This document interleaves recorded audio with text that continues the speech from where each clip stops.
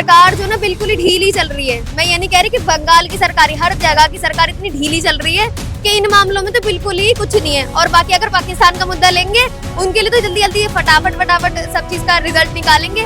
मगर इन चीजों के लिए बहुत ही पीछे है हमारा देश अभी तक भी। सबसे पहले मैं अगर बात करूंगी तो हिंदू मुसलमान कुछ नहीं होता, सबसे पहले इंसानियत आती है।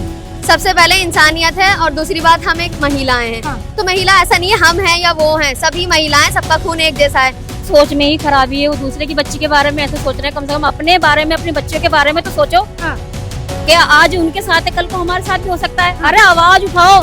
ये कानून आना चाहिए कि महिलाओं की सुरक्षा सबसे पहले। अगर वो ही आगे नहीं बढ़ेंगी, कहते हैं कि बेटी बचाओ बेटी पढ़ाओ। बेटी बचाओ बेटी कब तक बढ़ेगी और पढ़ेगी? जब तक आप सुरक्षा ही नहीं दोगे तो वो पढ़ेगी कब?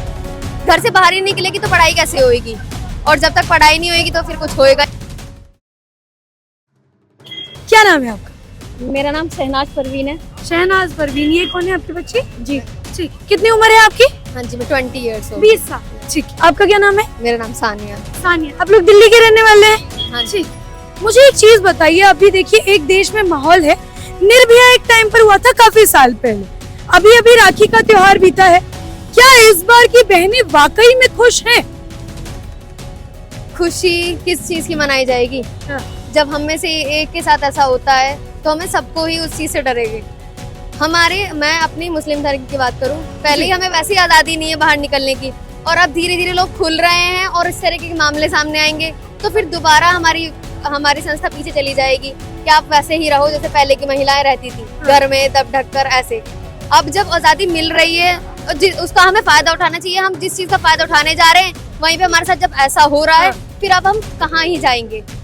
अब लेकिन देखिए, आपने कहा कि आपके धर्म में वैसी आजादी नहीं है, हाँ। परंतु अगर मैं बलात्कार के मुद्दे पर आऊँ, बुरखे में तो सब ढका होता है, फिर भी मैं देखती हूँ बलात्कार हो रहा है, क्या है ऐसा? यही तो सारी परेशानी है कि कितना ही ढक ढक कर निकल लो, मगर हम किसी की सोच सामने वाले की नहीं बदल सकते। हम किसी का सामने वाले का दिमाग नहीं पढ़ सकते कि वो क्या हमारे बारे में सोच रहा है। हम फिर भी इतना ज्यादा सोच समझ कर निकलते हैं, और एक महिला होने के नाते इतना दुख होता है किसी के इस बारे में सुनने। अभी आपसे पहले निर्भया वाला कांड हुआ था, उसके लिए भी 12 साल धक्के लगाए हैं सरकार ने, जब जाके इंसाफ मिला है। अब 12 साल आप मायने रखते हैं, कितने 12 साल हो गए, और अब ऐसा अब इसको भी देखा जाएगा कितना वक्त लगेगा। सरकार जो ना बिल्कुल ही ढीली चल रही है। मैं ये नहीं कह रही कि बंगाल की सरकार, हर जगह की सरकार इतनी ढीली चल रही है कि इन मामलों में तो बिल्कुल ही कुछ नहीं है। और बाकी अगर पाकिस्तान का मुद्दा लेंगे, उनके लिए तो जल्दी जल्दी फटाफट सब चीज का रिजल्ट निकालेंगे। मगर इन चीजों के लिए बहुत ही पीछे है हमारा देश अभी तक भी। आप पढ़ाई करते हो? हाँ जी, किस चीज की पढ़ाई? ग्रेजुएशन। किस चीज में? मैं बीए प्रोग्राम स्टूडेंट। माँ बाप पैसा लगाते हैं, वो डॉक्टर थी उसके ऊपर भी पैसा लगा, क्या माँ बाप अपनी बच्चियों को पढ़ाएंगे? आपको क्या लगता है, आप युवा हो, क्या अब कोई भी माँ बाप अपने बच्चों को पढ़ाने के लिए बाहर भेजेंगे? बच्चियों अगर मैं बात करूँ, देखिए अगर बच्चियों की बात आएगी तो ऐसा तो नहीं है हम पढ़ाई में अब पीछे रह जाएंगे ऐसी चीजों को लेकर, मगर हमें इस बात को लेकर सतर्क भी रहना पड़ेगा, और सरकार से और थोड़ी सी सुविधा, और आप क्या कह सकते हैं कि हमें थोड़ी सी इस चीज की परमिशन दी जाए कि हमें सिक्योरिटी मिलनी चाहिए। सबसे पहली बात सिक्योरिटी होनी चाहिए हमारे आसपास। अगर हम किसी भी फील्ड में काम कर रहे हैं, जैसे कि हम उनको लेकर बात करते हैं, तो वो एक डॉक्टर थी, भले अब डॉक्टर हैं, पेशेंट रात को भी परेशान करेगा, दिन में भी परेशान करेगा, तो अब ऐसा तो है नहीं कि अपनी ड्यूटी छोड़कर अपने घर चले जाएंगे। ये बात अच्छी नहीं है कि हम पेशेंट को नहीं देखेंगे, पेशेंट को भी देखना है हमें, और अपने वैसे भी कर्तव्य निभाने। तो उसके लिए हमें सिक्योरिटी होनी बहुत जरूरी है। वो कौन देगा? वो सरकार प्रशासन देगी। वो जब ये नहीं मिल रही है तो फिर वो पीछे से लड़कियों का क्या दोष है? उन्हें तो अपना काम करना ही है ना। अगर वो इस चीज को लेकर पीछे बैठ जाएंगी तो फिर तो पेशेंट मरेंगे। पेशेंट को कैसे मरने दी जाएगा? ऐसा थोड़ी होता है। अच्छा, मैं एक चीज देख रही हूँ, ये जो मामला हुआ इसके बाद भी बहुत सारे लोग, मैंने ऐसे कमेंट पढ़े जो मुस्लिम समुदाय से आते हैं और कह रहे हैं कि अच्छा हुआ उसने इतने लोगों को खुश किया। आपको क्या लगता है कि एक लड़की को मौत के घाट उतार दिया गया, मारने के बाद, बलात्कार करने के बाद, उसके बाद भी ऐसा कमेंट क्यों? मतलब कहाँ से ये सोच पैदा हो रही? सबसे पहले मैं अगर बात करूंगी तो हिंदू मुसलमान कुछ नहीं होता, सबसे पहले इंसानियत आती है। सबसे पहले इंसानियत है, और दूसरी बात हम एक महिलाएं हैं। तो महिला ऐसा नहीं है हम हैं या वो हैं, सभी महिलाएं, सबका खून एक जैसा है। हम अगर उनके लिए नहीं बोलेंगे तो किसके लिए बोलेंगे? कल को उनके साथ हुआ है, आज हमारे साथ भी हो सकता है। ये इस बात का भी हमें ध्यान रखना पड़ेगा कि ऐसा इस बारे में धर्म का तो कोई मतलब ही नहीं है।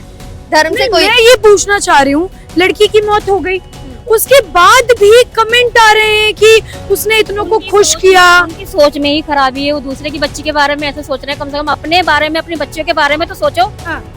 कि आज उनके साथ है, कल को हमारे साथ भी हो सकता है। अरे आवाज उठाओ, जब तुम खुले मिजाज के होगे तभी तो सामने वाला खुले मिजाज का होगा।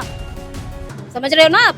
तो आप इतनी नहीं रख सकते किसी के बारे में, इतना गंदा नहीं सोच सकते। वो भी किसी की बेटी है, हाँ। और वो हमारी भी बेटी है, सबकी बच्ची है, वो पूरे हिंदुस्तान की बच्ची है। मैं आपसे एक चीज पूछना चाहती हूँ, आपको क्या लगता है ये बलात्कार कैसे रुकेगा? लड़कियों को कहते हैं कि अपने बैग में पेपर स्प्रे रखो, मिर्ची छिड़क दो, कोई आ रहा है, उसके बावजूद भी लड़कियां नहीं बच रही, तो कैसे बचाया जाएगा? ना बुरखे में बच रही है, ना वो पूरे कपड़े पहन रही है तब बच रही है। हमेशा कहते हैं कि उसी ने कुछ ना कुछ किया हो, तो कैसे रुकेगा ये? इन लोगों की जो जिनके दिमाग में ये खुराफात दिमाग में चलती है ना, ये इंसान को नहीं बदल सकती। मैं जो मुद्दा मानती हूँ ना, मोबाइल का मानती हूँ। मोबाइल का मुद्दा है। मोबाइल को मानती हूँ क्योंकि ये मोबाइलों ने इतना बेड़ा गर्क कर दिया सबका कि रात और दिन उल्टी सीधी, आप समझ रहे हो ना। हाँ। सब जब पता नहीं क्या क्या चीजें देखते रहते हैं, पता नहीं आदमी के दिमाग में क्या आ जाए, फिर क्या करते हैं। बच्चियों के क्या दोष है? अच्छा, मुझे एक चीज आप लोगों से पूछनी है स्पेशली। मैं जब भी देखती हूँ, कितनी भी गर्मी हो, कुछ भी हो, आप लोग पूरा ऊपर से नीचे कवर रहते हो, क्या घुटन नहीं महसूस होती एक परसेंट? नहीं। ये एक्चुअली कल्चर है हमारा, तो हम थोड़ा कल्चर को भी फॉलो करते हैं, और ट्रेंड भी है, तो इस वजह से ट्रेंड को भी और कल्चर को एक साथ फॉलो करना पड़ता है। ऐसा और कभी अब महसूस नहीं माहौल- होता कि मैं कभी उतार के चली जाऊं, लेकिन अगर उतार के गई तो फिर मेरे ऊपर बहुत कुछ इल्जामात या कुछ भी लग सकता है। इल्जामात नहीं, आप देखने का तरीका हम किसी का नहीं बदल सकते। हाँ। वो फिर हमें किस तरीके से देखेगा सामने वाला, हम किसी को जज नहीं कर सकते। हाँ। क्या होगा सामने देखने वाले का मतलब। जी, आपके हाँ। ऊपर ही बोल रही हूँ मैं। आपने कहा कि आपको घुटन महसूस नहीं होती हाँ। है? अब वो लड़की थी, डॉक्टर थी, हाँ। किसी सामने वाले की सोच का नहीं पता ना। हाँ। अब हम दबे ढके हैं, जब आप कह रही हो इतनी घुटन होनी, उतार के नहीं चलते। अब वो तो लड़की थी, उसने बेचारी ने ऐसा सोचा होगा कि मैं बुर्खा पहन के चलूं या दब ढक कर चलूं। दूसरे के माइंड का क्या पता, उसके दिमाग में क्या चल रहा है। मतलब कपड़े दिक्कत नहीं है। कपड़े का कोई नहीं मैटर है, नहीं इसका करता। कोई मैटर नहीं है। कपड़े मैटर नहीं करेंगे और आपका धर्म मैटर नहीं करेगा। सबसे पहले इंसानियत और महिला की सुरक्षा मैटर करेगी। अच्छा, अभी जब आप लोग घर से निकलते हो बाहर, तो दिमाग में कुछ ख्यालात आते हैं? नहीं, बलात्कार को लेकर अगर मैं बोलूं, क्योंकि जिस तरीके से केस बढ़ रहे हैं, क्या कभी भी कोई झिझक महसूस हो रही है अब घर से निकलने में? हाँ, अब अगर हम दिल्ली का माहौल देखेंगे तो दिल्ली में अभी भी हम लोग सेफ पूरी तरह नहीं है। हाँ। आप आसपास देखेंगे ना, तो सब तरीके के, सबसे पहली बात एजुकेशन की कमी है। एजुकेटेड लोग आपको यहाँ दिल्ली में बहुत ही कम ऐसे मिलेंगे जो मिल रहे हैं आपको, वरना तो अनएजुकेटेड लोग ही मिलते हैं, और ज्यादातर ऐसे ही जो आपको ना देखने में ठीक लगेंगे, और ना उनकी सोच आपको देखने में लगेगा कि वो अच्छा सोच रहे हैं आपके बारे में। तो इवन हम अगर बस में भी सफर कर रहे हैं, तो हमें आगे पीछे देखना पड़ता है कि कहीं ऐसा इंसान तो नहीं खड़ा जो हमें गंदी तरीके से जज करेगा। हमें इस बात को लेकर निकलते में डर लगता है कि कहीं गंदा इंसान तो नहीं खड़ा आगे पीछे। क्या इसके लिए कोई कानून आना चाहिए देश में?